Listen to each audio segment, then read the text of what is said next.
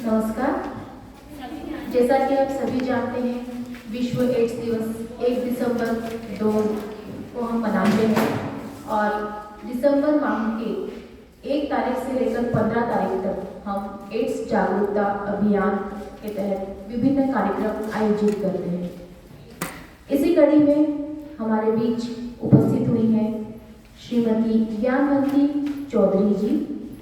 मैं कार्यक्रम को शुरू करने से पूर्व हमारे अतिथि एवं अमृत महोत्सव प्रभारी प्रोफेसर विनीता वर्मा जी से निवेदन करूंगी कि वे स्वामी विवेकानंद जी की तस्वीर के समक्ष दीप प्रज्वलन कर कार्यक्रम का शुभारंभ करें।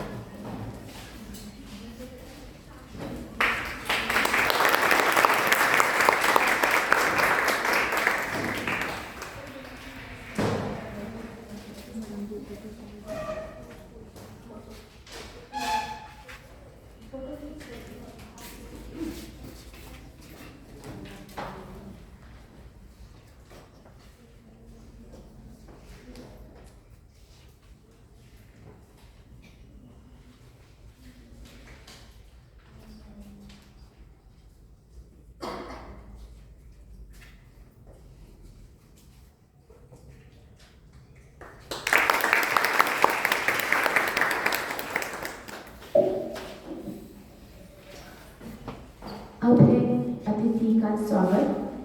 मैं आदरणीय हमारी अमृत महोत्सव प्रभारी प्रोफेसर विनीता वर्मा जी से निवेदन करूंगी कि वे हमारे आज की अतिथि का बैच लगाकर स्वागत करें।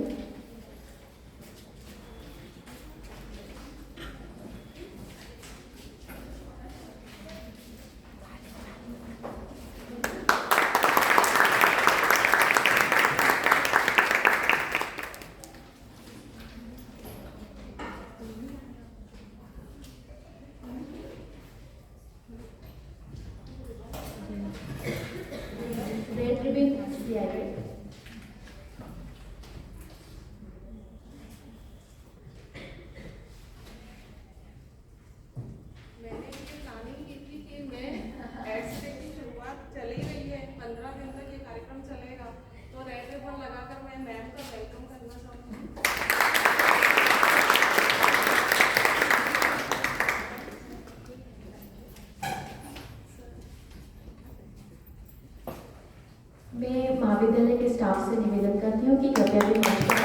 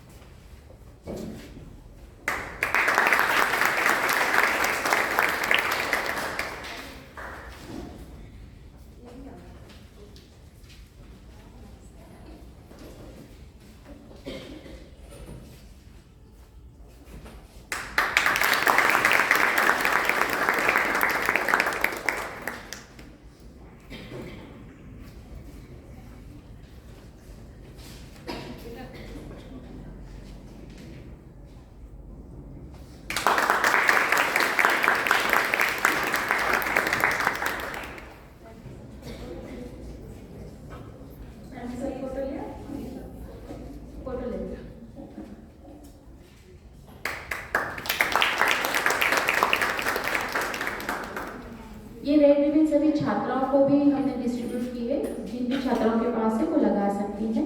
और ये ध्यान रखिए कि 15 तारीख तक हमें एड्स जागरूकता अभियान हम चलाएंगे, जिसमें आप सभी इस रेड रिबन को अपने लगाकर और उसमें जागरूकता अभियान में सहयोग प्रदान करेंगे। वैसे तो हमारे बीच जो अतिथि हैं उनके नाम से आप परिचित हो चुके हैं, लेकिन आपको एक बात ये बताना चाहूँगी कि मैडम ICTC काउंसलर हैं। हमारे इंदौर के जो मल्हारगंज क्षेत्र में लाल अस्पताल है, वहाँ पर मैडम विगत मतलब अक्टूबर 2014 से मैडम वहाँ पर काउंसलिंग का कार्य कर रही हैं। एक रोचक बात जो मुझे मैडम से पता चली कि उससे पूर्व मैडम एक ब्यूटिशियन थी और लगभग 11 वर्षों तक मैडम ने ब्यूटिशियन का कार्य किया है और फिर एकदम फील्ड उन्होंने चेंज की और अस्पताल में यहाँ काउंसलर के रूप में कार्य कर रही हैं और हमारे बीच आज सभी की काउंसलिंग के लिए उपस्थित हुई हैं। मैं हमारी जो आज की वक्ता हैं श्रीमती ज्ञानवंती चौधरी मैडम को यहाँ आमंत्रित करती हूँ कि वे यहाँ पर आए और हमारी छात्राओं को अपने व्याख्यान से लाभान्वित करें।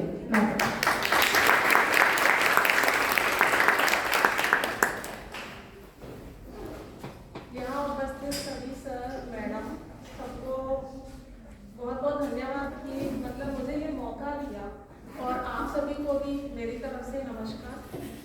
मैं जो भी आज आप लोगों को बताने जा रही हूँ, प्लीज़ आप लोग ध्यान से सुनिएगा। बहुत काम की बात है, क्योंकि आजकल ऐसा माहौल बना है HIV को लेकर कि सबको छोटे से लेकर बड़े तक HIV का स्टेटस पता होना चाहिए कि मेरा HIV का स्टेटस क्या है। ठीक है, आप लोगों में से HIV क्या होता है किस किस को पता है? हाँ, ठीक है, इसलिए आप लोगों को और ज़्यादा ध्यान से सुनने की ज़रूरत है ना। HIV का फुल फॉर्म क्या होता है?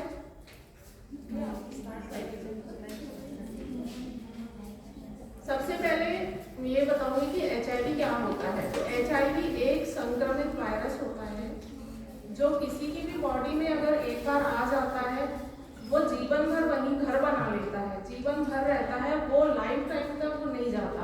हर बीमारी का इलाज हो जाता है, कुछ महीने के कोर्स से वो बीमारी ठीक हो जाती है, लेकिन एक HIV ऐसा वायरस है कि एक बार अगर वो आ गया बॉडी में तो उसका लाइफ टाइम टैबलेट चलेगी, उसको खत्म करने का कोई भी इलाज नहीं है। उसका यही इलाज है कि लाइफ टाइम टैबलेट खाओ और जीवित रहो। ठीक है, अब ये 4 कारणों से फैलता है।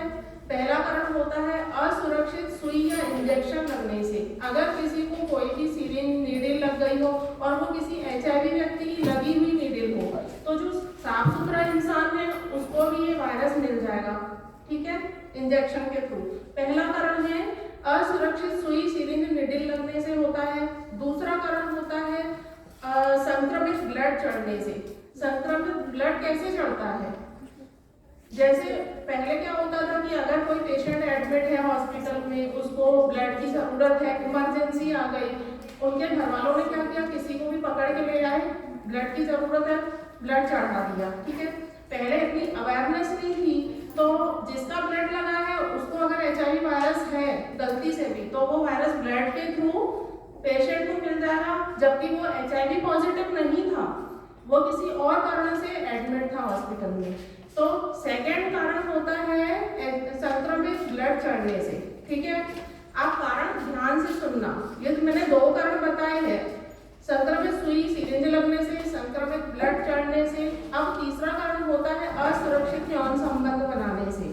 अगर कोई व्यक्ति एक से ज्यादा लोगों के साथ असुरक्षित संबंध बनाता है तो इससे भी ये वायरस मिल जाता है। मान लो कि एक व्यक्ति ने 2-3 महिलाओं से संबंध बनाया, या कुछ महिलाएं ऐसी होती हैं उनका बिजनेस ही होता है कि पैसा कमाना। ठीक है, तो क्या होता है कि अगर उनमें से कोई पॉजिटिव व्यक्ति है तो संबंध बनाने से सामने वाले को वायरस मिल जाता है। ये तीसरा कारण सबसे इम्पोर्टेंट ये है कि आजकल मोस्ट जो पॉजिटिव व्यक्ति आ रहे हैं ना, उनका यही रीजन निकल रहा है कि उन्होंने उनका इससे से संबंध बना, उनका एक बिजनेस वूमेन थी उनसे संबंध बना लिया, फिर वो सामने वाला व्यक्ति पॉजिटिव हो गया, उससे उसकी वाइफ को वो वायरस मिला, वाइफ प्रेग्नेंट हुई, तो बच्चे को भी खतरा है कि वो पॉजिटिव है। अगर उसको नहीं पता है कि मेरा स्टेटस क्या है, वो ART नहीं खा रही, वो लिंक नहीं हुई है, तो बच्चे को खतरा रहता है। ठीक है, तो ये तीसरा कारण था असुरक्षित यौन संबंध। चौथा और आखिरी कारण होता है माता पिता से बच्चों को, पेरेंट्स टू चाइल्ड। ठीक है, पेरेंट्स टू चाइल्ड ऐसे ही होता है कि अगर गर्भवती माता पॉजिटिव है तो बच्चे को वो वायरस मिल सकता है। समय पर अगर गर्भवती माता की जांच नहीं हुई है, दवाइयाँ चालू नहीं हुई है, तो 99% तो खतरा रहता ही है। अगर माता ने 9 महीने पूरे ART खाई है, शुरुआत में जांच करा लिया और पॉजिटिव निकल गई, और ART से लिंक होके और वो दवाइयाँ खाना शुरू की, उसकी दवाइयाँ तो लाइफ टाइम चलेगी, लेकिन बच्चे को 1% रहता है चांस पॉजिटिव होने का। मतलब कि 99% बच्चा सेफ हो जाता है अगर माता दवाई खा रही है तो। ठीक है, अभी मैं बेसिक नॉलेज दे रही हूँ, फिर मैं आपको डिटेल में बताऊंगी। तो ये 4 कारण हैं: संक्रमित सुई सिरिंज, संक्रमित ब्लड, असुरक्षित यौन संबंध और माता पिता से बच्चों को। HIV होने के ये 4 ही कारण हैं, कोई भी 5वां कारण नहीं है, ठीक है। अब अगर कोई व्यक्ति HIV पॉजिटिव आता है तो उसके लिए बहुत सुविधाएं हैं, ART है हमारे MI हॉस्पिटल में, वहाँ हम रेफर करते हैं। उसकी जांच के पहले प्री टेस्ट काउंसलिंग होती है जिसमें उसको बताया जाता है, पूछा जाता है कि भाई आप हमारे यहाँ जांच के लिए आए हो तो आपकी ये जांच पहली बार हो रही है या आपने पहले भी कराई है। अगर वो पेशेंट बोलता है कि मैडम हमारी खून की जांच तो हुई थी लेकिन हमें पता ही नहीं कि HIV की हुई कि नहीं, क्योंकि HIV की जांच के लिए भी ब्लड सैंपल लिया जाता है, ठीक है। तो उससे ये पूछा जाता है कि ART पर आपकी MI से कोई हरे कलर की डायरी बनी है क्या। जब भी कोई पॉजिटिव व्यक्ति HIV पॉजिटिव व्यक्ति होता है उसकी हरे कलर की डायरी बनती है। अगर उसको नहीं पता है कि HIV क्या होता है या मेरी जांच हुई कि नहीं, बस उससे एक ही क्वेश्चन हम करते हैं काउंसलिंग में कि आपकी हरे कलर की डायरी बनी है कि नहीं बनी है। अगर उसने हाँ वो तो बनी है तो समझ जाओ कि वो पॉजिटिव है, ठीक है। अब उसकी दवाई चालू होती है ART से और लाइफ टाइम उसकी दवाई चलती है। HIV क्या करता है कि अपने बॉडी में प्रवेश करते ही अपने इम्यूनिटी पावर को कम करता जाता है। अपने शरीर में जो रोग प्रतिरोधक क्षमता है उसको धीरे धीरे डे बाय डे खत्म करता जाता है और जब वो पूरी ताकत खत्म हो जाती है तो क्या होता है कि बीमारियां घेर लेती हैं शरीर में।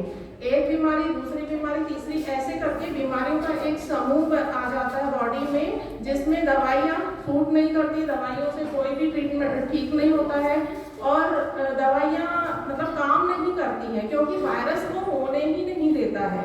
उसमें क्या लास्ट स्टेज में जब वो पहुंच जाता है उसको एड्स के नाम से जानते हैं। एड्स का नाम सुना होगा आप लोगों ने, ठीक है। HIV मतलब शुरुआत, वायरस बॉडी में आया, उन्होंने रोग प्रतिरोधक क्षमता को खत्म किया, उसके बाद बीमारियों का समूह 1 2 3 बहुत सारी बीमारियों का समूह बन गया और लास्ट स्टेज में एड्स का रूप ले लिया उसने, ठीक है। HIV का लास्ट स्टेज एड्स कहलाता है। अब मैं आपको यहाँ पर डिटेल समझाऊंगी, आप लोग प्लीज सबको ध्यान से देखिए। ये माइक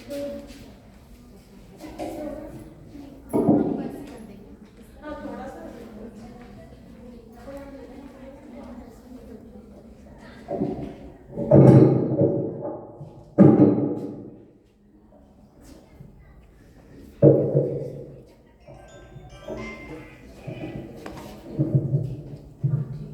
आवाज आ रही सबको, ठीक।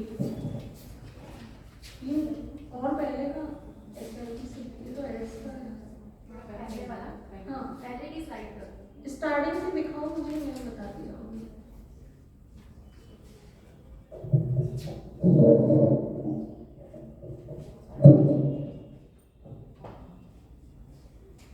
फर्स्ट पेज से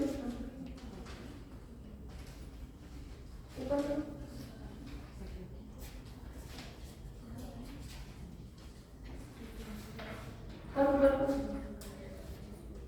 हाँ बस ठीक है। सबको दिख रहा है, यहाँ से दिख रहा है? Yes ma'am. ठीक। HIV का फुल फॉर्म दिया हुआ है, H का मतलब होता है ह्यूमन, ह्यूमन मतलब मनुष्य, मानव, ठीक है। I का इम्यूनो डिफिशियंसी मतलब रोग प्रतिरोधक क्षमता की कमी। वायरस के आते ही हमारे बॉडी में रोग प्रतिरोधक क्षमता की कमी हो जाती है। B का फुल फॉर्म वायरस होता है, ठीक है, ह्यूमन इम्यूनो डेफिशिएंसी वायरस, ये HIV का फुल फॉर्म है। आगे और आगे और HIV वायरस सूखी अवस्था में इसकी संक्रमण शक्ति 10 गुना कम हो जाती है।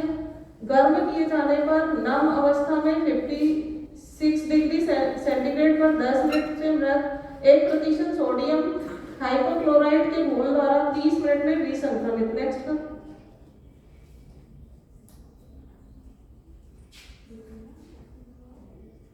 1980 medical centre university college centre में 2 मरीजों की जांच में पाया गया कि वे क्रमशः न्यूमोसिस्टिस कॉर्नी निमोनिया एवं कापोसी सार्कोमा से पीड़ित थे। दोनों ही मरीज समलैंगिक थे। नेक्स्ट 1983 HIV वायरस मरीजों के ऊतकों से निकालकर पहचाना गया। 1983 HIV वायरस को मानव ऊतकों से निकालकर उन्हें कृत्रिम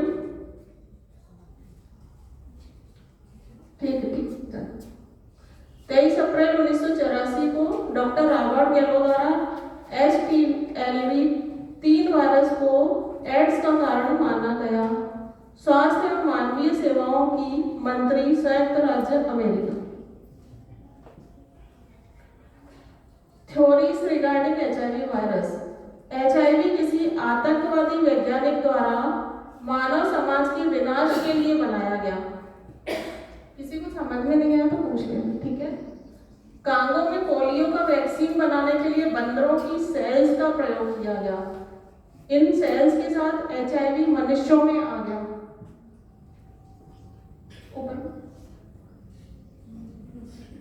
HIV एड्स कैसे फैलता है? असुरक्षित यौन संबंध से, HIV संक्रमित सीरिंजों सुइयों से, HIV संक्रमित रक्त चढ़ाने से, HIV संक्रमित गर्भवती माता से उसके होने वाले शिशु को। ये 4 कारण मैंने आपको अभी बताए थे। आगे, रक्त संक्रमण का सबसे सशक्त माध्यम। आगे ऊपर थोड़ा सा, इसी को थोड़ा सा, रक्त खरीदने की प्रवृत्ति है। हाँ, बिना जरूरत रक्त चढ़ाया जाना, सुइयों इंजेक्शन के विषय में सचेत न रहना। सीरिंज से कैसा होता था कि जैसे फॉर एग्जाम्पल मैं आपको समझाना चाहती हूँ कि सुई से कैसे, मतलब आजकल तो इतनी लापरवाही होती नहीं है। एक सेफ सिरिंज लगती है, उसको फेंक दिया जाता है। एक ही सिरिंज से आजकल कोई भी नहीं लगा सकता। लेकिन क्या होता था पहले कि जैसे नशा करने वाले लोग रहते हैं, ठीक है, ड्रग करते हैं, इंजेक्शन में नशे का दवाई भर के लगाते हैं और नशे वाले पूरे ग्रुप में बैठकर वही एक सिरिंज यूज करते हैं नशे की।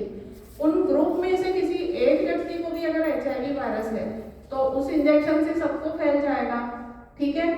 एक ये कारण कि जो नशा करने वाले इंजेक्शन के द्वारा उनको ये HIV होने के चांस होते हैं। दूसरा, पहले क्या होता था कि गांव खेड़े में जो डॉक्टर्स रहते थे वो एक ही सिरिंज यूज करते थे पेशेंटों को लगाने के लिए। वो बहुत पहले की बात है, पर अब ऐसा कहीं नहीं होता है। और गांव में कभी ऐसा होता भी होगा पर अपने ऐसा कहीं नहीं होता। तो इंजेक्शन से ऐसे फैलता है, तो नशे वाले लोग फैलाते हैं। दूसरा, ये गांव के जो डॉक्टर पहले रहते थे तो वो एक ही इंजेक्शन यूज करते थे, तो ये एक कारण है। अब ये इसके पहले है क्या? ठीक, एड्स का पेज खोलना। एड्स, मैंने आपको अभी ये भी बताया कि HIV की लास्ट स्टेज एड्स कहलाती है, ठीक है। इसका फुल फॉर्म है A फॉर एक्वायर्ड, मतलब प्राप्त किया। इम्यूनो, प्रतिरक्षा, बीमारी से बचाने वाली ताकत, रोग प्रतिरोधक क्षमता, जिसको इम्यूनिटी पावर भी बोलते हैं। D डेफिशिएंसी, मतलब कमी, मतलब रोग प्रतिरोधकता की कमी हो जाना शरीर में। S यानी सिंड्रोम, लक्षणों का समूह। जब HIV वायरस बॉडी में आता है तो अपने शरीर की ताकत को खत्म करता जाता है। जब पूरी ताकत खत्म हो जाती है और बीमारियां आती जाती हैं, ताकत खत्म होती है, बीमारियां आती जाती हैं। बीमारियों को बहुत सारे समूह इकट्ठा होंगे, बॉडी को वो कर देते, वीक कर देते हैं। और जब उसमें बीमारियां लाइलाज हो जाती हैं, दवाइयां नहीं लगती हैं, तो उस लास्ट स्टेज को एड्स बोला जाता है। एड्स में ये चारों वर्ड का फुल फॉर्म मैंने बता दिया कि वायरस बॉडी में आता है, रोग प्रतिरोधक क्षमता को खत्म करता है, बीमारियों का समूह इकट्ठा होता है, उसको एड्स बोला जाता है, ठीक है।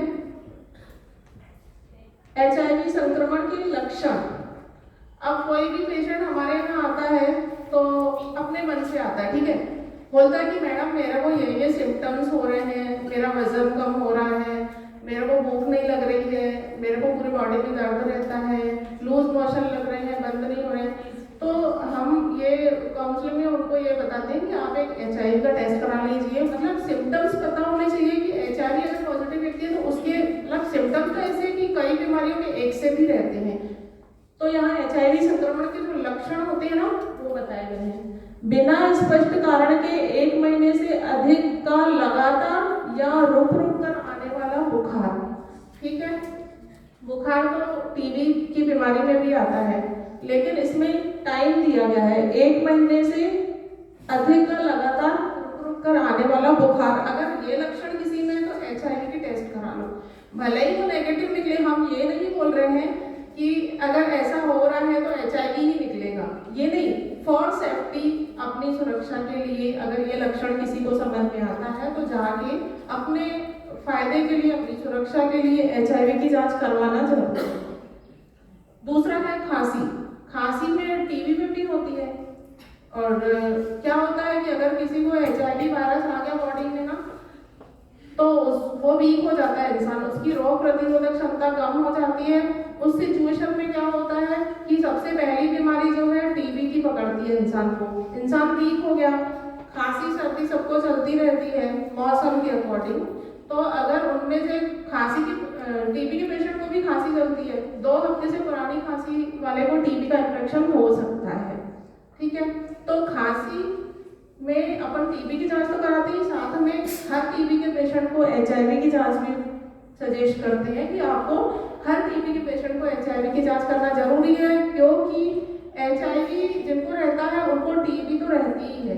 मोस्टली ऐसे केस आते हैं हमारे यहाँ की दोनों कॉम्बिनेशन एक ही व्यक्ति को है, इसलिए चांसेस रहते हैं कि TB के पेशेंट को HIV होना, जांच होना जरूरी है।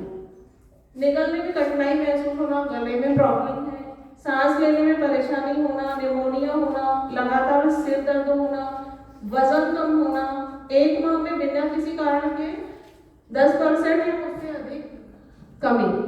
अगर कोई पेशेंट आया और बोलता है कि मैडम हमको ना इतना लगातार वजन कम होता जा रहा है, मेरे को समझ में नहीं आ रहा है, मतलब कोई बीमारी भी नहीं है, सिर्फ वजन कम हो रहा है, उसमें भी HIV की जांच कराना जरूरी हो जाता है। अगर उसका इम्यूनिटी पावर अच्छा है, उम्र कम है, तो जरूरी नहीं कि उसको और भी तकलीफ हो, बस वजन कम होता जा रहा है तो HIV की जांच कराना जरूर, क्योंकि इम्यूनिटी पावर अभी उसका अच्छा है, क्योंकि एज कम है, अब उसका पहली शुरुआत है, तो उसमें उसका वजन तो कम होगा पर वो समझ नहीं पाएगा कि मेरे को क्या हो सकता है, तो HIV की जांच कराना जरूरी। HIV संक्रमण के लक्षण, ये सेकेंड वाला ना, HIV संक्रमण के लक्षण। अगर किसी को डायरिया है, 1 माह से अधिक समय दर्द रुक कर या लगातार होने वाले दस्त, मुंह में सफेद धब्बे, त्वचा लाल होना या खुजली होना, नजर कमजोर होना, गंभीर क्षय रोग TB का होना, नसों में कमजोरी जिससे चलना फिरना या रोजमर्रा की गतिविधियां न की जा सके, ठीक है। ये मैंने आपको सिम्टम्स बता दिए। जैसे ये वजन, ये तो पिक्चर्स में वही बताया है कि अपने को क्या क्या, वजन का गिरना, चेहरे का लकवा, तालू पर घाव, ऊपर इसमें वो मुंह में सफेद धब्बे जो बोला, हाँ, तो क्या जो व्हाइट स्पॉट्स होते हैं वो, या अपने नहीं, धब्बे जो नॉर्मल हो जाते हैं ना, वो तो सफेद जो व्हाइट, वो ल्यूकोडर्मा एक प्रॉब्लम होती है, और आम मतलब कोई भी प्रॉब्लम नहीं, सिर्फ सफेद धब्बे बार बार आ रहे हैं और अपने को कारण पता नहीं है, मतलब ये सारे जो प्रॉब्लम्स होते हैं उनमें HIV टेस्ट कराना बहुत जरूरी है। हार्पीज की प्रॉब्लम हो सकती है, उसमें भी फंगल इन्फेक्शन में। नेक्स्ट मसूड़ों का इन्फेक्शन एवं दांतों का गिरना।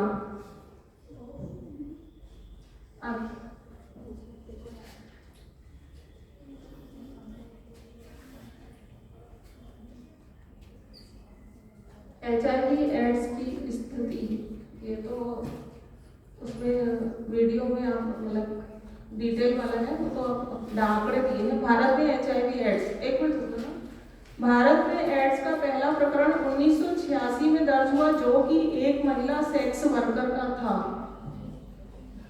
एशिया में सर्वाधिक HIV एड्स संक्रमित व्यक्ति भारत में हैं। प्रभावितों में जहां commercial sex workers, intravenous drug users हैं, सामान्य जन जिसमें गृहिणियां व किशोर शामिल हैं, इससे अछूते नहीं हैं। मध्य प्रदेश में HIV एड्स, इधर भी आंकड़े दिए। मध्य प्रदेश में वर्ष 2005 से अक्टूबर 2021 तक कुल 73,536 HIV पॉजिटिव पाए जा चुके हैं। ये 2005 से अक्टूबर 2021 तक के आंकड़े हैं मध्य प्रदेश, पूरे MP के। कुल 55,473 व्यक्ति ART पर पंजीकृत हैं, जिनमें से वर्तमान में 30,066 व्यक्ति ART ले रहे हैं। मतलब अभी भी वो क्या लिंक नहीं हो पाया, लिंक हो गए तो वो आउट ऑफ LFU हो गए कि हाँ ठीक है 1-2 महीना दवाई ली, उसके बाद बोले अरे मैं तो अब नहीं ले पाऊंगा, तो छूट जाते हैं, उनके लिए बताया गया। 73% प्रकरणों में संक्रमित व्यक्ति 25 से 49 वर्ष आयु समूह के हैं। वर्ष 2008 से जून 2021 तक 88% प्रकरणों में संक्रमण का कारण असुरक्षित यौन संबंध है। इसलिए इस विषय में बात करने की आवश्यकता है। मैंने आपको 4 कारण बताए थे, संक्रमित इंजेक्शन, संक्रमित ब्लड और असुरक्षित संबंध और माता पिता से बच्चों को। सबसे ज्यादा परसेंट कौन सा है, कौन सा कारण है इसमें, ये दे दिया मैंने आपको, ये उस समय बता दिया था। सबसे ज्यादा पॉजिटिव पेशेंट असुरक्षित संबंध बनाने से ही आते हैं। ठीक है, नेक्स्ट आगे, ये पूरे आंकड़े दिए हैं।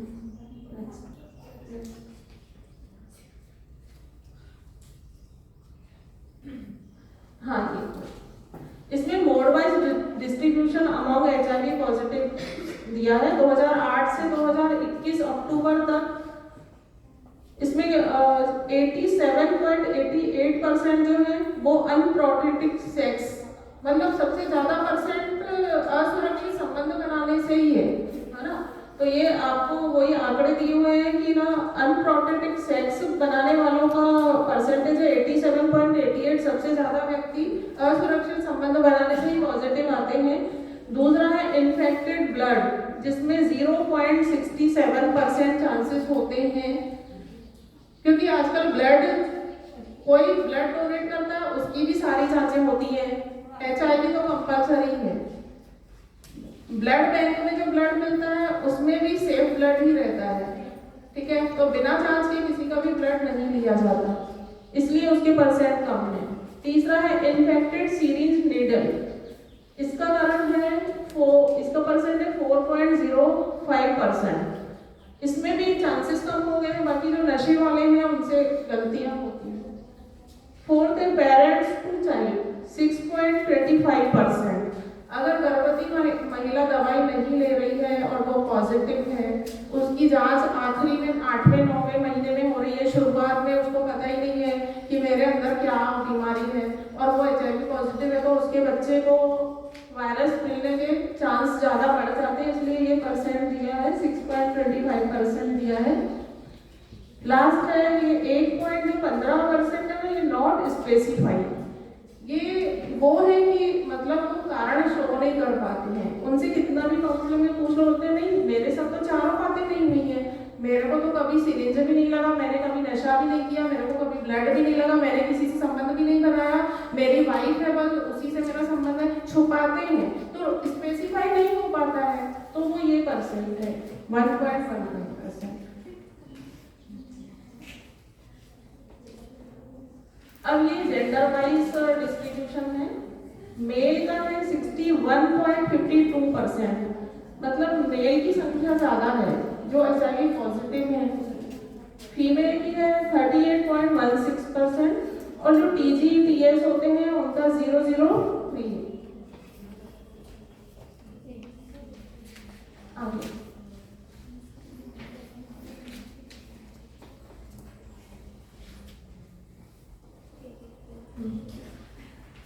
HIV aid services in state, ये स्टेट में ज्यादा सर्विस मिलती है ना HIV पॉजिटिव व्यक्तियों के लिए जो सेंटर खोले गए हैं, ये वो बता गया 68 NGOs और TI है हमारे स्टेट में। 09 लिंक वर्कर्स स्कीम चलती है। 19 ART सेंटर है पूरे स्टेट में जहां पर HIV पॉजिटिव मरीजों को दवाइयां डिस्ट्रीब्यूट की जाती है। 192 ICTC सेंटर है। 1583 FICTC सेंटर है जो ICTC के अंडर में काम करते हैं, छोटे छोटे सेंटर डाले गए हैं। 64 STI क्लिनिक है। एब्स्टिनेंस है विवाह से संयम विवाह से पूर्व यौन संबंध नहीं बनाना। बी फेथफुल यानी वफादारी, अपने साथी के प्रति हमेशा वफादार रहना।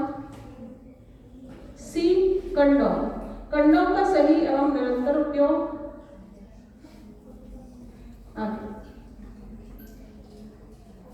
HIV एड्स की रोक अब मैंने 4 कारण तो बता ही दिया है ना।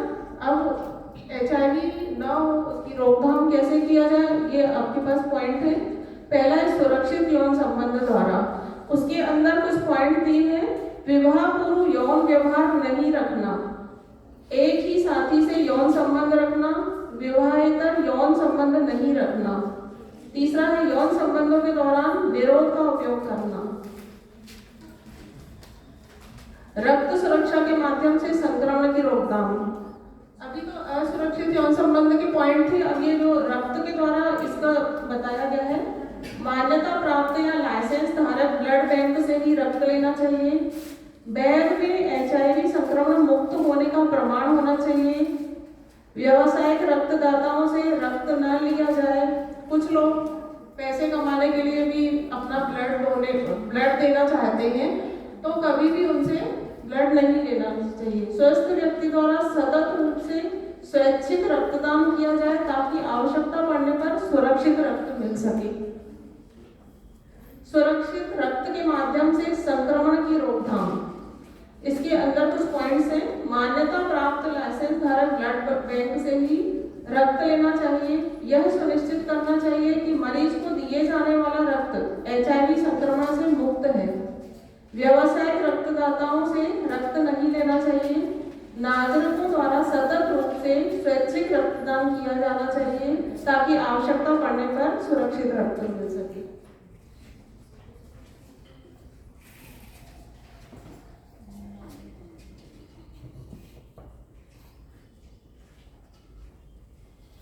स्वैच्छिक रक्तदाता बने। कोई भी व्यक्ति जिसकी उम्र 18 से 60 वर्ष के बीच है, जिसका शारीरिक वजन 45 किलो या अधिक है, स्वैच्छिक रक्तदान कर सकता है। प्रति 3 माह के अंतराल से रक्तदान किया जा सकता है। रक्तदान पीड़ा रहित प्रक्रिया है जिसमें केवल 5 से 10 मिनट का समय लगता है। एक बार में केवल 300 से 350 मिलीलीटर रक्त लिया जाता है, जिसकी पूर्ति शीघ्र ही हो जाती है। रक्तदान से कमजोरी नहीं आती। रक्तदान शासकीय अस्पताल के रक्तकोष, रेड क्रॉस सोसाइटी के रक्तकोष में किया जा सकता है। संक्रमण रहित या डिस्पोजेबल सुई सिरिंज अपनाकर। डिस्पोजेबल सुई और सिरिंजों का उपयोग करें। यदि वह उपलब्ध न हो तो कम से कम 20 मिनट तक पानी में उबालने के बाद सुइयों व सिरिंजों का उपयोग किया जाए। मैं एक बार बीच में ये भी बताना चाहूँगी कि बहुत आजकल वो टैटू बनवाने का जो फैशन है, उसमें भी जो सिरिंज यूज होती है ना, उसमें भी ध्यान रखना चाहिए, क्योंकि जो बनाने वाले हैं कई बार गलतियां कर देते हैं, और जो बनवाने वाले हैं वो तो अपने शौक में ध्यान भी नहीं देते हैं कि वो सिरिंज सेम यूज कर रहा है कि सेम पहले की यूज की हुई कर, उसमें भी बहुत चांसेस हो सकते हैं। तो इसी ये सिरिंज के बहुत सारे ऑप्शन है, जैसे मैंने नशा करने वालों का बताया, जैसे मैंने गांव के डॉक्टर्स का बताया। तीसरा ये भी एक मैं पॉइंट इसलिए रख रही हूँ कि आजकल के बच्चों को ये रहता है कि हमको टैटू बनवाना, ठीक है, शौक है, पूरा करो, होना चाहिए, लेकिन सेफली। सुई व सिरिंज को साझे में उपयोग कभी भी नहीं करना चाहिए। बच्चों का टीकाकरण, नाक कान छेदन, गोदना के दौरान साझी सुइयों का उपयोग न किया जाए। बहुत सारे पॉइंट मिल रहे हैं अपने को, इंजेक्शन के थ्रू, सुइयों के, सिरिंज के थ्रू, बच्चों को भी अपन को कान वान सुना चाहते हैं। HIV एड्स, इसके पहले HIV एड्स नहीं फैलता है। अभी तो मैंने आपको 4 कारण बताए थे कि HIV एड्स कैसे फैलता है। अब नहीं फैलता है तो किससे नहीं फैलता है, ये बात आप ध्यान से सुनना। मच्छर के काटने से HIV एड्स नहीं होता है। कई लोग क्या बोलते हैं कि अगर HIV पॉजिटिव है, उसका इंजेक्शन लगने से पहले है, फिर तो अगर पॉजिटिव को मच्छर ने काटा तो नॉर्मल व्यक्ति को उसी मच्छर ने काटा तो उससे भी फैल सकता है। तो ऐसा नहीं होता है, ठीक है, क्योंकि वो ब्लड ट्रांसफर नहीं करता। मच्छर क्या करता है, अपनी सलाइवा वहीं बाहर स्किन पर छोड़ देता है, उससे अपने को खतरा नहीं रहता है, ब्लड नहीं जाना चाहिए। सिरिंज के थ्रू ब्लड जा सकता है, वायरस ट्रांसफर हो सकता है, रक्त के थ्रू वायरस ट्रांसफर हो सकता है, लेकिन मच्छर के काटने से कभी HIV पॉजिटिव नहीं हो सकता व्यक्ति। दूसरा है संक्रमित व्यक्ति के साथ भोजन करने, हाथ मिलाने, गले लगाने, घूमने फिरने, एक स्नानागार, एक स्विमिंग पूल के उपयोग से। अब यहाँ भेदभाव की बात सामने आती है कि अगर कोई पॉजिटिव व्यक्ति है ना तो उससे लोग भेदभाव करते हैं। अगर एक फैमिली में एक कोई पॉजिटिव व्यक्ति होगा तो वहाँ उनको डर बैठ जाता फैमिली में कि अरे हम साथ में रह रहे हैं तो हमको तो नहीं हो जाएगा। फ्रेंड सर्कल में भेदभाव हो जाता है, फ्रेंड्स लोग सुनते हैं अरे ये तो पॉजिटिव है, मैं इसके साथ हाथ मिलाऊंगा, इसके साथ बैठ के खाना खाऊंगा तो मेरे को तो नहीं हो जाएगा। तो बिल्कुल नहीं होता ऐसा, ये छुआछूत की बीमारी बिल्कुल नहीं है, ठीक है। HIV के जो 4 कारण बताए, सिर्फ 4 कारण से HIV ट्रांसफर होता है, कोई भी 5वां कारण नहीं है। तो ये कैसे नहीं फैलता है, ये कारण दिए गए हैं। खांसने छींकने से या हवा के माध्यम से HIV एड्स नहीं फैलता है। टीबी एक ऐसी बीमारी है जिसमें खांसने छींकने से जो टीबी के कीटाणु हैं वो एक दूसरे को ट्रांसफर होते हैं। परिवार में एक को टीबी है तो सबको होने के चांस रहते हैं, इसलिए टीबी वाले पेशेंट को हम लोग बोलते हैं कि आप मुंह पर रुमाल मास्क लगा के रखिए। घर के अंदर भी आपके बर्तन खाने के अलग होना चाहिए, और आप बात करते समय या महिलाओं को बोलते हैं कि खाना बनाते समय या बच्चों से को गोद में लेते समय आप मुंह पर रुमाल रखिए। तो ये टीबी के वायरस फैलते हैं छुआछूत के, बट HIV के नहीं। खांसने अगर कोई HIV पॉजिटिव व्यक्ति अगर उसको टीबी नहीं है तो वो बिल्कुल मतलब उसको खांसी है तो बिल्कुल HIV ट्रांसफर नहीं होगा। यौन रोग, अब ये STD पर हम यौन रोग पर बात करेंगे कि यौन रोग असुरक्षित यौन संपर्क से होते हैं।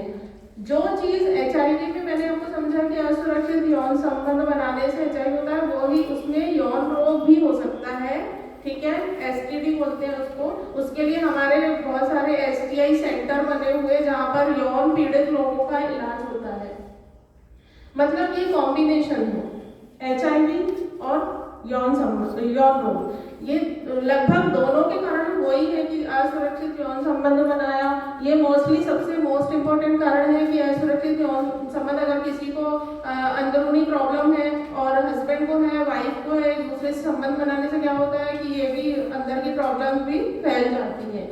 यौन रोग ज्ञात होने पर तुरंत मान्यता प्राप्त चिकित्सक से इलाज कराया जाना चाहिए, नहीं तो वो बहुत बड़ी बीमारी का कारण बन सकता है। पति पत्नी दोनों का इलाज एक साथ होना जरूरी है। अगर दोनों में से किसी एक को अंदरूनी तकलीफ है तो दूसरे की भी जांच करवाना जरूरी है। हो सकता है कि उसको भी ये प्रॉब्लम शुरुआत हो चुकी हो, अभी उसको समझ में नहीं आ रहा है, तो अगर दोनों में से किसी एक को प्रॉब्लम है तो दोनों की जांच होना जरूरी है। इलाज के दौरान कंडोम का प्रयोग करना चाहिए। STD HIV में अंतर संबंध, दोनों का आपको ये कॉम्बिनेशन पता जाएगा। यौन रोग एवं HIV एड्स दोनों ही असुरक्षित शारीरिक संपर्क से होते हैं। HIV संक्रमण की संभावना यौन रोगियों में अधिक होती है, ठीक है। एक तो मैंने आपको टीबी के पेशेंट का भी बताया था, वो ऐसे होता है कि अगर किसी को HIV वायरस है बॉडी में, उसकी रोग प्रतिरोधक क्षमता कम हो गई, वो वीक हो गया और टीबी के पेशेंट के संपर्क में आ गया HIV वाला व्यक्ति, तो उसको सबसे पहले बहुत ही जल्दी स्पीड से टीबी की बीमारी पकड़ लेगी, क्योंकि वो कमजोर है और टीबी के व्यक्ति के संपर्क में आ गया है तो टीबी। और दूसरा ये होता है कि HIV संक्रमण की संभावना यौन रोगियों में अधिक होती है, क्योंकि ये संबंध बनाने से, असुरक्षित संबंध बनाने से यौन रोग भी होते हैं और HIV। अगर कोई HIV पॉजिटिव व्यक्ति है तो उसको अगर किसी पार्टनर उसका यौन रोग से पीड़ित है तो उसको वो भी प्रॉब्लम साथ में हो सकती है। यौन रोगों का पूर्ण इलाज संभव है, जबकि HIV एड्स की पूरी तरीके से इलाज संभव नहीं है। टीबी वाले व्यक्ति को भी 6-8 महीने का कोर्स चलता है, उसकी टीबी खत्म हो जाती है, दवाइयाँ बंद हो जाती हैं। जो यौन रोग से पीड़ित पेशेंट होते हैं उनका भी ट्रीटमेंट चलता है, उनका भी कोर्स होता है, उनका भी दवाइयाँ बंद हो जाती है, वो भी बीमारी ठीक रहती है। लेकिन जो HIV वाला व्यक्ति होता है पूरे तरीके से वो ठीक नहीं हो सकता। ठीक का मतलब कि उसका जो वायरस है बॉडी में वो नहीं जाएगा, वो नहीं निकलेगा, जड़ से कोई भी इलाज नहीं है, ठीक है। उसका सिर्फ इतना इलाज है कि वो HIV की एक टैबलेट खा के जीवित रह सकता है, साधारण जिंदगी जी सकता है, सामान्य जितनी मतलब ईश्वर ने उम्र दी है वो पूरी उम्र जिएगा, लेकिन गोली के दम पर। HIV संक्रमण की जांच कहाँ और कैसे होती है? परामर्श एवं जांच सुविधा, एकीकृत परामर्श एवं जांच केंद्र ICTC सेंटर, जिसको हिंदी में एकीकृत मतलब वो पर्सनली पेशेंट को परामर्श दिया जाता है अकेले में, उसकी नहीं की जाती है, उसकी मतलब जो बातें बीमारी है गोपनीय रखी जाती हैं, न उसकी फैमिली में उसकी इजाज़त के बिना हम लोग शेयर करते हैं, न ही उसके दोस्तों को, न ही किसी फ्रेंड सर्कल, न ही आस पड़ोस को। ठीक है। निःशुल्क परामर्श एवं जांच के पूर्व परामर्श दिया जाता है, प्री टेस्ट काउंसलिंग, जांच के बाद पोस्ट टेस्ट काउंसलिंग, परिवार के सदस्यों का परामर्श, व्यक्ति की पहचान पूर्णतः गोपनीय रखी जाती है। एकीकृत परामर्श एवं जांच केंद्र, ये जहाँ पर मतलब सेंटर बनाए गए हैं जहाँ पर प्री टेस्ट काउंसलिंग की जाती है और HIV का सैंपल लिया जाता है, सभी 52 जिलों के जिला चिकित्सालयों में संचालित है। 65 CSC है, 51 CH है, 12 मेडिकल कॉलेज है, 12 अन्य BPP मॉडल है, कुल 192 ICTC केंद्र हैं। यौन रोग से पीड़ित होने पर HIV की जांच करवाना चाहिए। मतलब HIV की जांच किसे कराना चाहिए? सिम्टम्स तो मैंने आपको बता दिए थे, लेकिन अब आप ध्यान से देखना कि किसको किसको करवाना चाहिए सिम्टम्स के अलावा भी। यौन रोग, जिनको कोई अंदरूनी तकलीफ है, यौन रोग है, उनको HIV की जांच कंपलसरी है। एक तो TB के पेशेंट को, दूसरा यौन रोग से पीड़ित व्यक्ति को। एक से अधिक व्यक्तियों के साथ असुरक्षित यौन संबंध होने पर अगर किसी का संबंध एक से ज्यादा लोगों के साथ बना हुआ है तो उसको अपनी सुरक्षा के लिए HIV की जांच करवाते रहना चाहिए हर 6 महीने में। नशीली दवाओं का सेवन या अन्य व्यक्तियों द्वारा इस्तेमाल की गई सुई और सिरिंजों के इस्तेमाल करते हैं, जो नशा करते हैं इंजेक्शन वाला, उनको भी बहुत कंपलसरी है, क्योंकि उनमें एक कारण ये भी है उन 4 कारणों में से सिरिंज वाला। बिना HIV की जांच किया गया रक्त चढ़ाया गया हो, एक ये भी कारण है ना।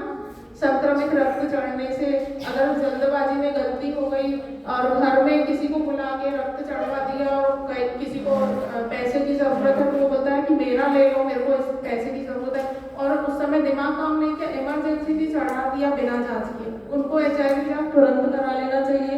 गर्भवती महिलाएं भी अपनी जांच करा सकती हैं। अब मैं गर्भवती महिलाओं के लिए ये बताऊंगी कि अगर कोई महिला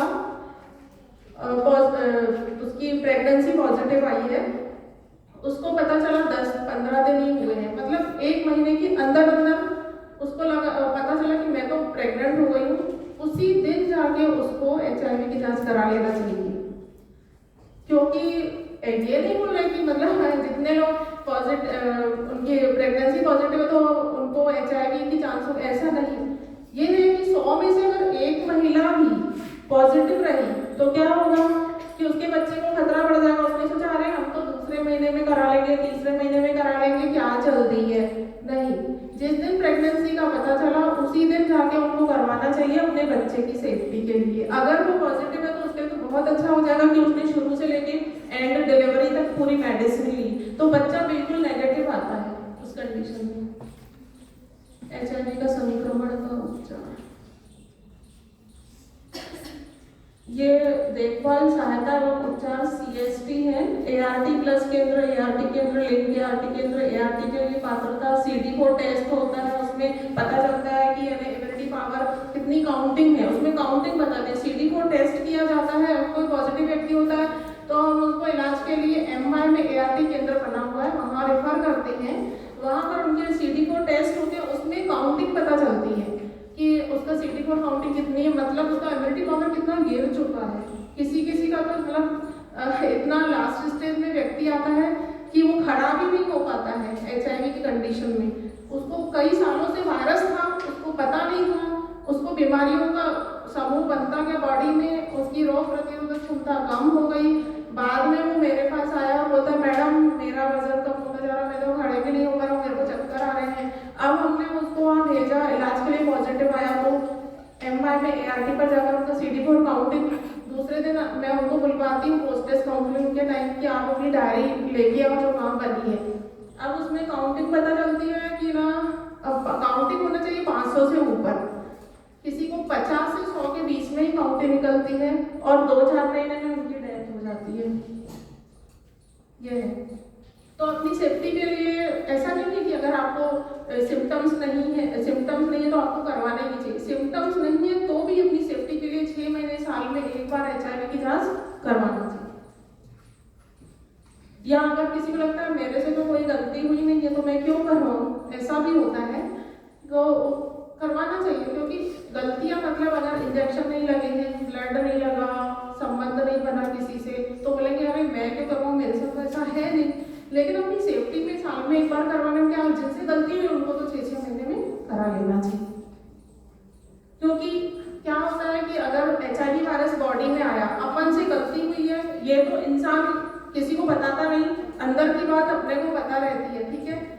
तो क्या होता है कि अगर वायरस बॉडी में आ गया, वायरस बॉडी में आने के बाद एकदम से वो एक्टिव नहीं होता है। शुरू में तो बहुत अच्छे से हम जैसे नॉर्मल जी रहे वैसे जीते हैं, एक्टिव नहीं होता, पता ही नहीं चलता कि हमारे बॉडी में है क्या। 3 महीने के बाद या 6 महीने के अंदर, 3 से 6 महीने के अंदर वो एक्टिव हो जाता है। मतलब वो विंडो पीरियड में रहता है, वायरस बॉडी में आने के बाद विंडो पीरियड में रहता है। उस समय अगर इंसान जांच कराता है कि मेरे से एक गलती हुई है, मैं आपको अपने सेंटर की बात बता रही हूँ कि 1-2 पेशेंट ऐसे यंग लड़के थे, 25-26 साल के थे, तो उनसे गलती हुई, रिलेशनशिप में फंस गए किसी 1-2 लोगों के, तो वो बोलते हैं, घबराते हुए आए कि मैडम हम ऐसा ऐसा, तो मेरे को डर लग रहा है। मतलब उनको पता था कि मेरे से गलती हुई है और मेरे को जांच करवाना है। पढ़े लिखे थे, आजकल तो ग्रेजुएट है सारे बच्चे, ऐसा कुछ नहीं है। और जो नहीं है उनको भी हम लोग अवेयर करते हैं कैंप लगा लगा के। तो मतलब वो नेगेटिव आए, पर उनको मैंने ये बोल दिया कि गलती हुई है, वायरस विंडो पीरियड में रहता है, एक्टिव नहीं हुआ था। उस समय गलती होने के बाद भी इंसान नेगेटिव आ सकता है, ऐसा नहीं कि गलती हुई तो एकदम से वो पॉजिटिव आएगा।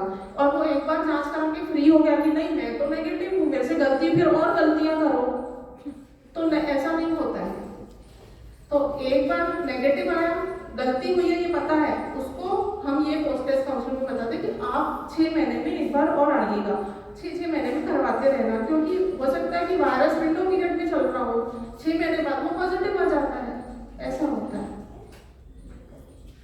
अवसरवादी संक्रमण की पहचान व उपचार, ये ART केंद्र के कार्य है जहां हम HIV पॉजिटिव व्यक्ति को भेजते हैं ना, ये उनके काम है कि ART शुरू करने के लिए वो पात्र HIV प्रभावित व्यक्तियों को चिन्हित करते हैं, ART ले रहे व्यक्ति की निगरानी करते हैं कि भाई वो तो लाइफ टाइम दवाई चलती है, ऐसा तो नहीं कि किसी ने छोड़ दिया।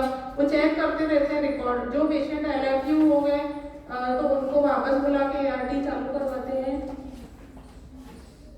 यदि उस टैबलेट से किसी को साइड इफेक्ट होते हैं, अगर उनकी प्रतिरोधक क्षमता कम हो गई है HIV वायरस से, उनकी ART चालू की, अब ART की गोली से कुछ साइड इफेक्ट होते हैं किसी किसी को, क्योंकि वो कमजोर हो चुका है, तो उसको चक्कर आ सकते हैं, नींद आ सकती है, जो भी, तो ये जाके तुरंत ART पर बताते हैं और ART उनके लिए वो प्रबंध भी करते हैं कि भाई इसको साइड में ऐसी दवा दें या जो भी कि उसको साइड करना, पर वो गोली छोड़ना नहीं है।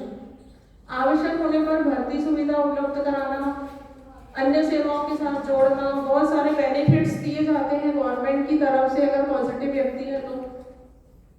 आवश्यकता होने पर देखभाल संबंधी विशिष्ट सेवाओं तक आसान पहुंच बनना, HIV प्रभावित उन व्यक्तियों को मनोवैज्ञानिक सहायता प्रदान करना जो ART केंद्र पहुंच रहे हैं। ART दवाओं के एडहेरेंस के लिए परामर्श सेवा प्रदान करना, HIV प्रभावित व्यक्तियों को निर्धारित पोषण आहार पर शिक्षित करना, संक्रमित का जोखिम कम करने व कंडोम के उपयोग की सलाह देना। ये सारे अपने जिलों की लिस्ट है जहाँ जहाँ पर फैसिलिटी है।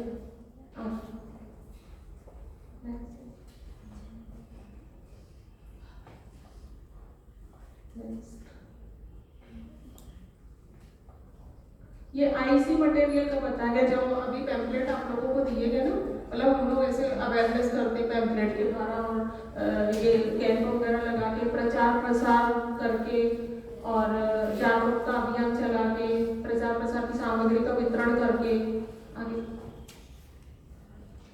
प्रशिक्षण, प्रदेश के महाविद्यालयों में एड्स के संबंध में प्रशिक्षण, NCC NSS नेहरू युवक केंद्रों में युवाओं को प्रशिक्षण, विभिन्न सैनिक पुलिस अधिकारियों आदि का प्रशिक्षण, अंतर विभागीय समन्वय द्वारा विभिन्न विभागों जैसे पंचायत, उद्योग, श्रम, आदिवासी, परिवहन, आंगनवाड़ी कर्मचारियों का प्रशिक्षण, ये हम लोग मतलब ट्रेनिंग देते हैं उनके लिए। पिक्चर को आगे बढ़ना, आगे बढ़ना। पे नेक्स्ट नेक्स्ट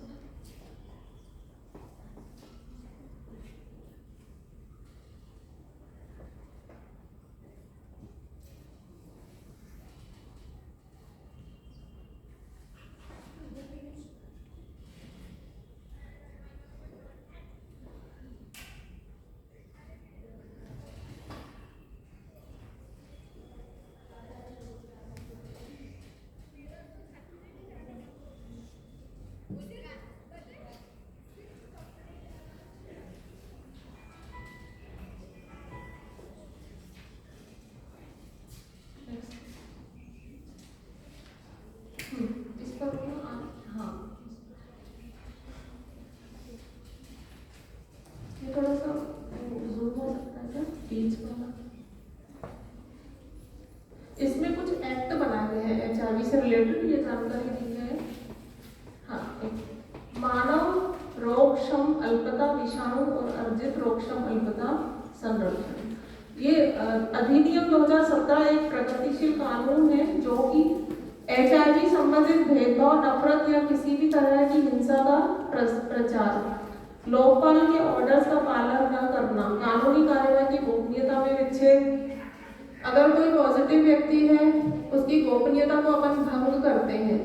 मतलब अगर वो नहीं चाहता है कि हमारा स्टेटस किसी को पता चले, चाहे वो फैमिली मेंबर्स क्यों ना हो, तो अगर अपन अगर उसके लिए एक अधिनियम बनाए गए हैं, उसमें कुछ सजा भी मिलती है अगर कोई नियमों का पालन नहीं करता है तो 3 महीने से 2 साल तक का कारावास और 1 लाख तक का जुर्माना या फिर दोनों। आगे और अधिनियम के कुछ मुख्य प्रावधान हैं। एचआईवी स्टेटस का खुलासा, यदि यह अधिनियम सुनिश्चित करता है कि किसी भी इंसान के एचआईवी स्टेटस से जुड़ी सारी जानकारी को गुप्त रखा जाए। साथ ही किसी भी एचआईवी पॉजिटिव व्यक्ति को अपने स्टेटस का खुलासा करने और अथवा अन्य एचआईवी संबंधी सूचना देने के लिए मजबूर नहीं किया जा सके। अधिनियम के मुख्य प्रावधान, जांच एवं चिकित्सा पूर्व सहमति। यह अधिनियम सुनिश्चित करता है कि किसी भी इंसान की एचआईवी जांच से पहले उनकी सूचित संपत्ति लेना जरूरी है। सहमति होना चाहिए उधर को। साथ ही ध्यान रखा जाए कि किसी भी इंसान की एचआईवी जांच से पहले और बाद में काउंसलिंग की जाए और सहमति लिए बिना उनका इलाज या किसी भी तरीके से मेडिकल हस्तक्षेप नहीं किया जाए। अगर कोई व्यक्ति सहमति देता है कि हाँ मैं अपनी मर्जी से ये एचआईवी की जांच कराना चाहता हूँ, या किसी डॉक्टर्स के द्वारा भेजा जाता है, किसी और संस्थाओं FICTC के द्वारा भेजा जाता है, NGO TI वर्कर्स लेके आते हैं कि ये इनकी जांच करवाना, या गर्भवती महिलाओं को गायनोकोलॉजिस्ट रेफर करते हैं, तो उनकी भी हम लोग सहमति लेते हैं। बिना सहमति के जबरदस्ती किसी का हम सैंपल नहीं ले सकते। अगर वो व्यक्ति सहमति देता है, उसका एक साइन लेते हैं, तो ही उसकी जांच की जाती है। अधिनियम के कुछ प्रावधान, ये वही उसी से रिलेटेड है। नेक्स्ट वन, ये हेल्पलाइन नंबर है 1097। अगर किसी को कुछ प्रॉब्लम होती है तो इस नंबर पर हेल्पलाइन नंबर है, कॉल करके बात कर सकते हैं।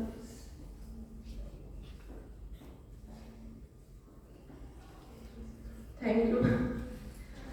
अब मैंने जो पढ़ाया या बताया वो सबको समझ में आया? Yes ma'am. अच्छे से आया? Yes ma'am. किसी को कुछ डाउट तो नहीं है? ठीक है, मैं कुछ क्वेश्चन करूंगी, तो जिसको भी बोलना है बोल सकता है। एचआईवी के 4 कारण। आप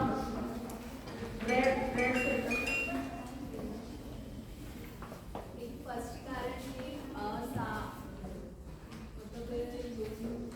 किसी अदर जिस व्यक्ति से बना रहे हो उसके व्यक्ति असुरक्षित यौन संबंध नहीं होना चाहिए। हाँ। दूसरा मतलब अपने को मतलब जो खून की बॉटल वगैरह नहीं रहती है वो नहीं चढ़वाना चाहिए। क्या नहीं करना चाहिए ये नहीं बताओ, सिर्फ 4 कारण बता दो कि कौन कौन से एक इन्फेक्शन के कारण होता है और जो नेडल वगैरह रहती है सीधी वो रहती है, वो लगवाना नहीं चाहिए। हाँ, और जो गर्भवती महिलाएं रहती है कि एक बार टेस्ट करवा लेना। आप इधर से कौन है? इधर से कोई और बोलने वाला था ना? 4 कारण बता। असुरक्षित यौन संबंध बनाने से, और दूसरे की उपयोग की हुई निडल को उपयोग करने से, और दूसरे की मतलब संक्रमित हुई है उसकी निडल लगने से, संक्रमित निडल और संक्रमित ब्लड चढ़ाने से, और गर्भवती महिला।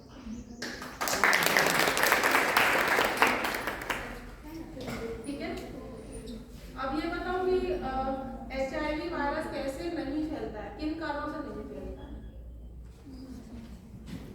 या किसी से हाथ मिलाने से, गले लगने से, या खांसी से, खांसने या छींकने से, और मैं किसी के साथ खाना खाने से,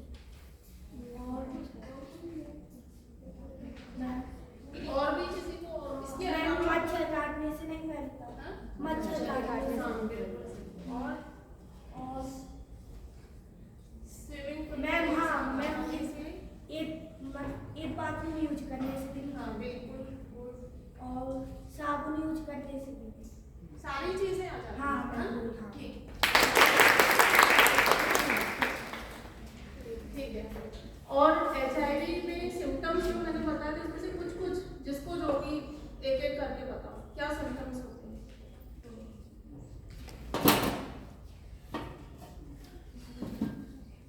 मैम खांसी, आप बुखार आना महीने में ज़्यादा या कम खांसी तो टीवी में भी होती है, बुखार भी टीवी में भी आता है, छाती में दर्द होता है, बहुत सारी चीजें सेम रहती है। 1 महीने में लगातार बुखार आना या रुक रुक कर बुखार आना, दस्त लगना,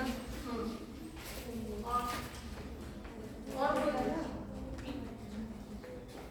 मैं कमजोरी आ जाती है, भूख कम लगती है, वजन बढ़ जाता है।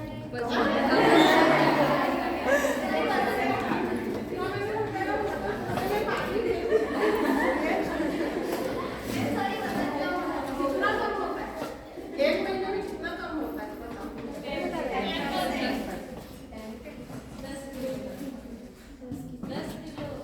ठीक है, मतलब आप लोगों ने सुना है। हाँ ठीक है, थोड़ी सी गलती तो हो ही जाती है बोलने में, कोई दिक्कत नहीं। आप लोगों ने बहुत अच्छे से सुना, बहुत अच्छे जवाब भी दिए हैं, ठीक है। और अपने सेफ्टी के लिए जांच करवाना चाहिए कि नहीं करवाना चाहिए? अगर कोई सिम्टम्स नहीं है करवाना चाहिए।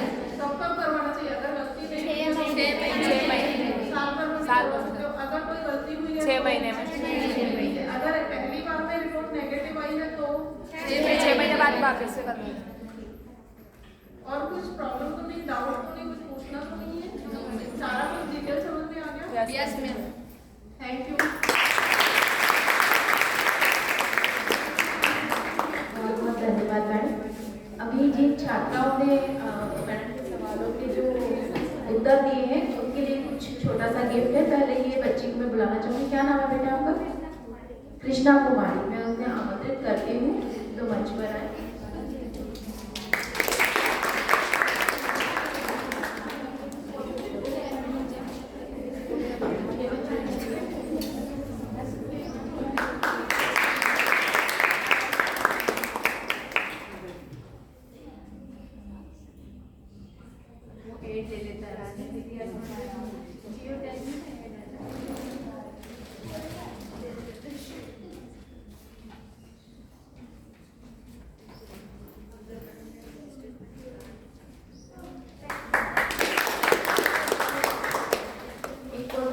जवाब दिया था।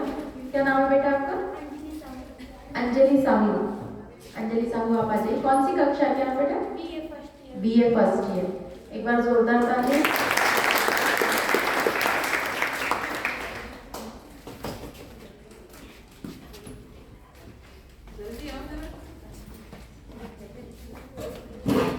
एक और छात्रा ने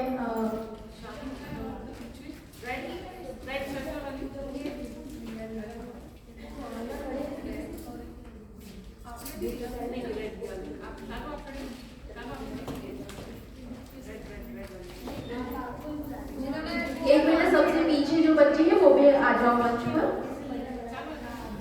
और शानू आप भी आ जाइए। बच्चे आपका क्या नाम है? प्रियल। प्रियल और शानू आप भी मंच पे आ जाइए।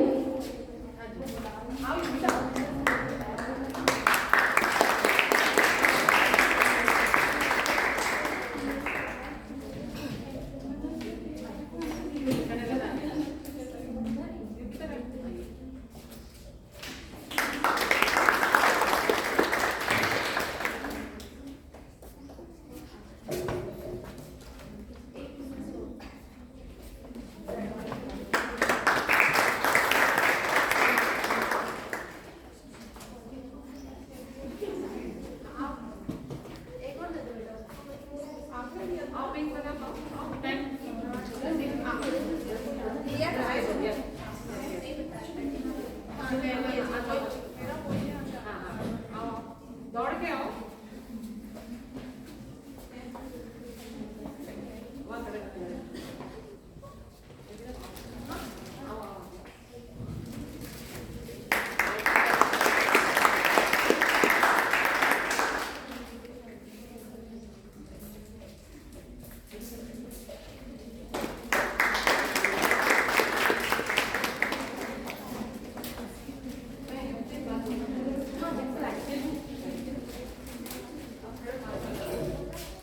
प्रीता मैडम आपसे कुछ बात करना चाहती हैं?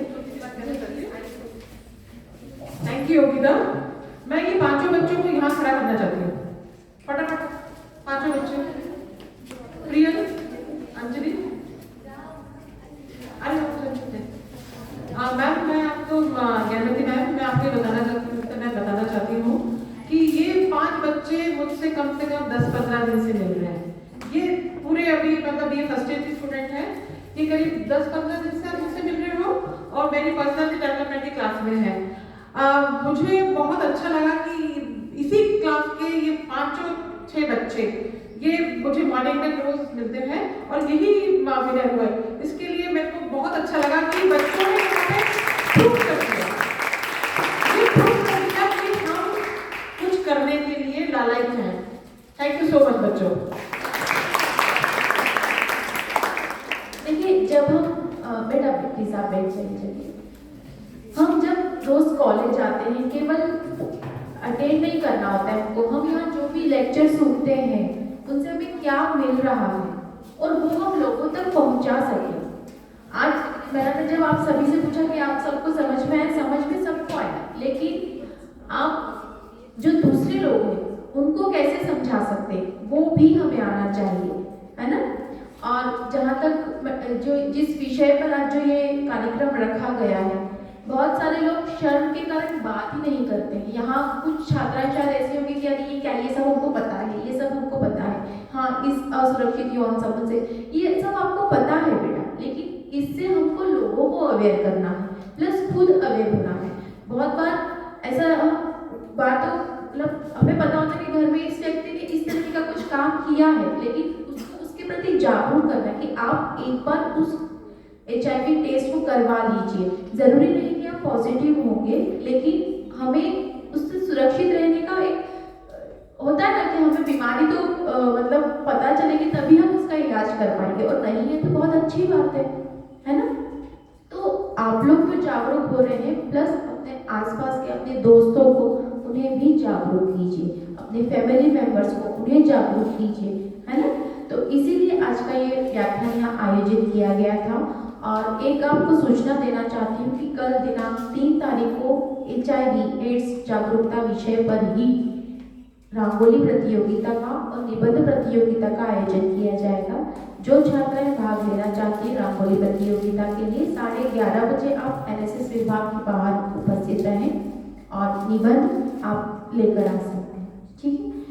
और मैं बहुत बहुत धन्यवाद देना चाहूँगी हमारी जो आज की मुख्य वक्ता है मैडम चौधरी, जो यहाँ पर आई और छात्राओं को बहुत अच्छी तरीके से उन्होंने समझाते हुए जानकारी प्रदान की, और इसके इलाज के लिए जो भी महत्वपूर्ण मार्ग होते हैं उनके बारे में भी उन्होंने सभी छात्राओं को बताया। हेल्पलाइन नंबर खासतौर पे 1097 उसके बारे में बताया। आपका बहुत बहुत धन्यवाद मैडम, आपने अपना अमूल्य समय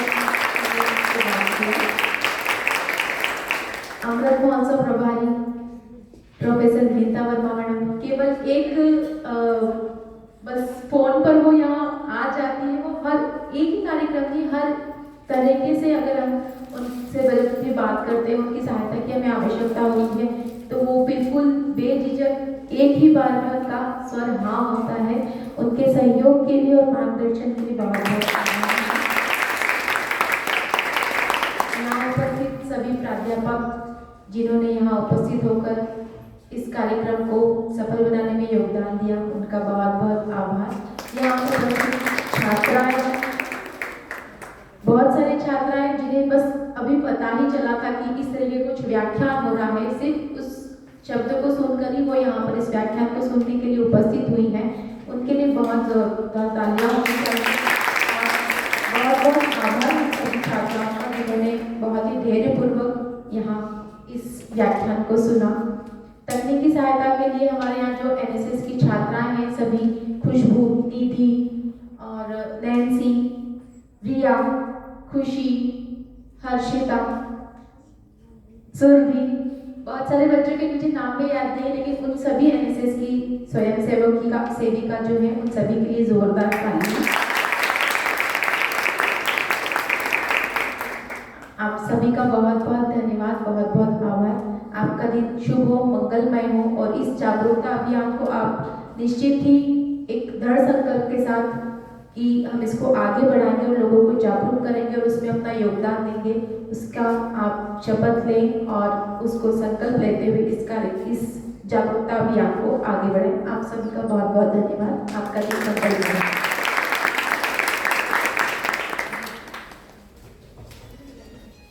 मुझे बहुत अच्छा लग रहा है कि मतलब मैंने जो पढ़ाया, बताया, जानकारी दी तो सारे लोगों को समझ में आ गया। पहली बार एकदम से सबके दिमाग में क्लिक नहीं हो पाती बातें, कि मेरे साथ भी होता है, उसमें कोई भी दिक्कत नहीं है। और जिनने भी क्वेश्चन के आंसर दिए उनको भी बहुत बहुत थैंक यू कि बहुत मतलब लगन से उन्होंने सुना और सही सही जवाब भी दे पाए। अब मैं अगर आप लोगों को अच्छे से समझ में आ गया हो तो ही मेरा मतलब इतना बताना मेरा साकार हो पाएगा कि ठीक है, और आप लोगों को फॉलो भी करना है, ये नहीं कि सुन लिया फिर दूसरे दिन तीसरे दिन तक भूल गए। ठीक है, बस आज मैं यहाँ से प्रॉमिस लेना चाहती हूँ सबसे कि आप लोग ना इन बातों को फॉलो करें, ध्यान रखें, अपनी सुरक्षा का ध्यान रखें और अवेयर करें आसपास के फ्रेंड सर्कल से। लोगों को कोई भी प्रॉब्लम है आप मतलब अपने मैडम लोगों से भी शेयर कर सकते हैं, ऐसा नहीं है, उसमें शर्माने की कोई बात नहीं है क्योंकि ये आपकी सेफ्टी का सवाल है। ठीक है, तो आप लोग मुझसे प्रॉमिस करिए कि मतलब मेरी बताई हुई बातों को फॉलो भी करेंगे, ध्यान भी रखेंगे, अवेयर भी रहेंगे और अवेयरनेस करेंगे लोगों के साथ जो अपने आप से आपके फ्रेंड सर्कल और भी अदर सर्कल्स में हैं। ठीक है, मैं उम्मीद लेके जाऊँ यहाँ से। और थैंक यू।